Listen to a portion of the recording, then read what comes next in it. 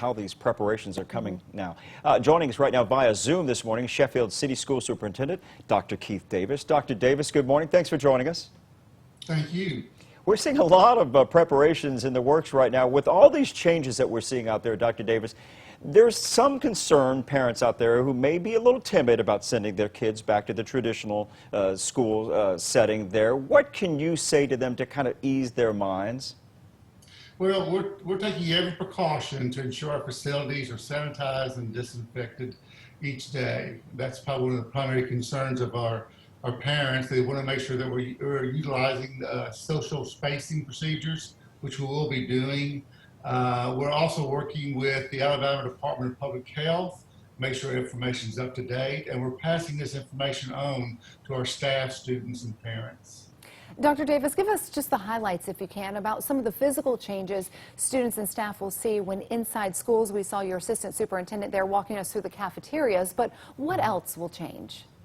Well, depending on the school, students will see diagrams and directions in the hallways with the purpose of making sure that we're transferring from one spot to another, that we're keeping the kids spaced out. They'll see greater spacing in the classroom and as they sit in the lunchroom. Hand sanitizing stations will be everywhere, classes, hallways, and we're replacing our water fountains with water bottle filling stations.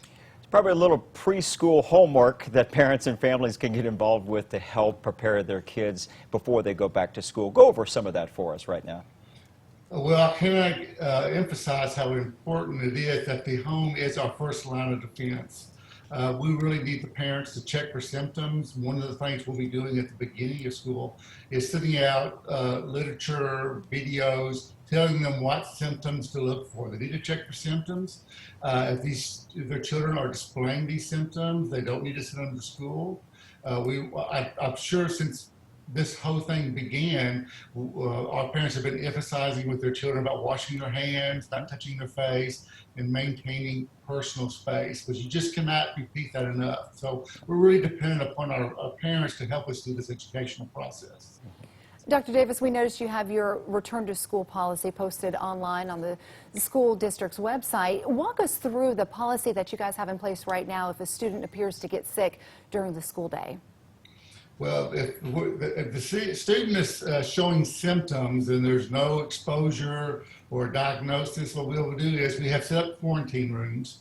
We'll bring the child to the quarantine room so the nurse can isolate the students and take the temperature, check their symptoms, verify information, and then we're going to do everything we can to send the child home safely.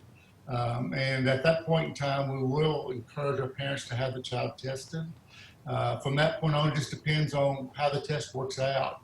But there'll be at least 3 days have to pass before we'll allow the child back in the case that there's no coronavirus. They have not verified this is coronavirus. If they have verified, then of course it'll be the 10-day waiting period.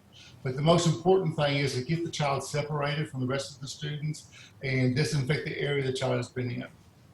Dr. Davis, about 30 seconds left. What do you think are some of the biggest challenges that you folks will be facing, especially early on, when everybody's just kind of getting used to this new normal? Well, I mean, because the new normal changes every day. Yeah. I think that's our biggest challenge. It's very fluid. We try to do everything we can to prepare for something, but our plan now is different than it was 3 weeks ago. So 3 weeks from now, I have a feeling based on some state and federal guidelines and what our neighboring school districts are doing, it'll affect what we do in our own buildings. Yep. That's an excellent point right there. Sheffield City School Superintendent Dr. Keith Davis, thanks so much for joining. Some great information for us all this morning. Well, thank you. Time now 6:41 on your Wednesday morning. We want to remind you that everything you need when it comes to back to school planning can be found right now on waytv.com. Way 31 is your back to school information station when it comes to everything school related, everything you need to know before the school year begins right there, especially on waytv.com and our Way 31 news app. You can find it all at your fingertips.